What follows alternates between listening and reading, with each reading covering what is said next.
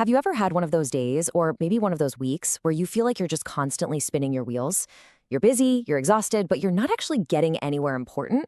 Well, today, we're going to dive into a philosophy called essentialism.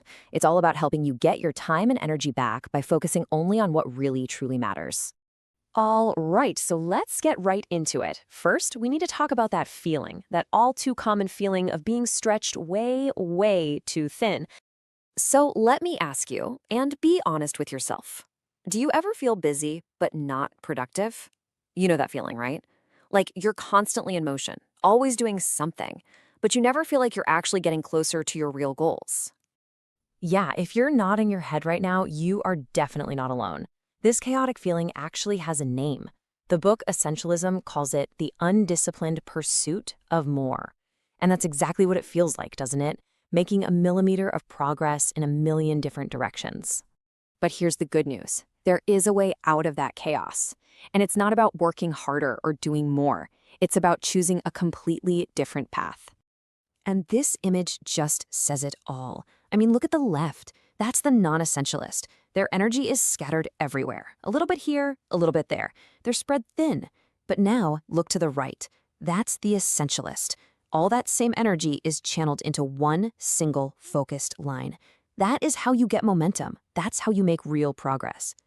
And it all comes down to a totally different mindset. The non-essentialist is always thinking, I have to do this, or it's all important. And what happens? They feel completely out of control and their life just doesn't feel satisfying.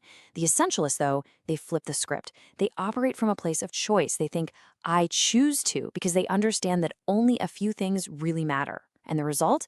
They feel in control and they're living a life that actually means something to them. This shift in thinking brings us right to the core philosophy behind the essentialist's path. It's an idea that could completely redefine how you look at your work and your life. So, what is essentialism really? At its heart, it's the disciplined pursuit of less. But let's be super clear here. This is not about doing less just for the sake of doing less.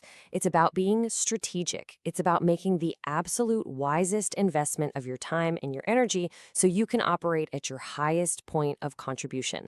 You know, the legendary designer Dieter Rams, the guy behind all those classic Braun products, he had this personal motto that just sums it all up perfectly. Weniger, aber besser. It's German for less, but better.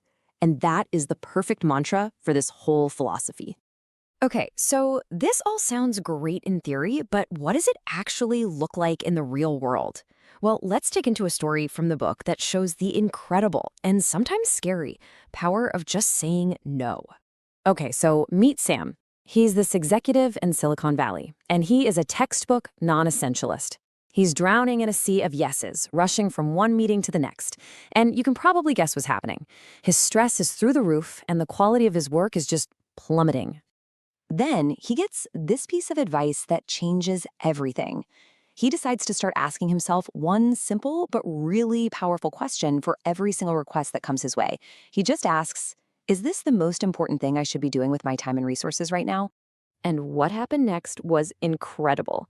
If the answer to that question wasn't a definite yes, he learned to politely say no. And by saying no to all the non-essential stuff, he suddenly had the time and energy to absolutely excel at the things that really mattered. The result? His ratings shot up, his colleagues' respect for him grew, and get this, he earned one of the largest bonuses of his career, all by doing less. Sam's story really gets to the heart of this. It reveals a fundamental power that every single one of us has, but that we so often forget about. It's this simple but profound shift in your mind. It's moving from the victim mentality of, I have to the empowered mindset of, I choose to. That one little word changes everything. It puts you back in the driver's seat of your own life. And here is the core truth. Our options in life might get taken away sometimes, sure, but our fundamental ability to choose, that can never be taken away. It can only be forgotten. So, why do we forget we have this incredible power? Well, it comes down to a psychological phenomenon called learned helplessness. It's what happens when we repeatedly face situations we feel we can't control. Eventually, our brain just gives up. We stop trying to change things, even when we actually have the power to. We learn to believe we don't have a choice, when in fact, we always do. And recognizing this power of choice, really internalizing it, leads us to the final and maybe the most important question that essentialism forces us to ask ourselves. The poet Mary Oliver asks, "Tell me, what is it you plan to do with your one wild and precious life?" And when you boil it all down, essentialism isn't just a productivity strategy, it's a method for answering that very question. So I'll leave you with this to think about. What will you choose to do with your one wild and precious life?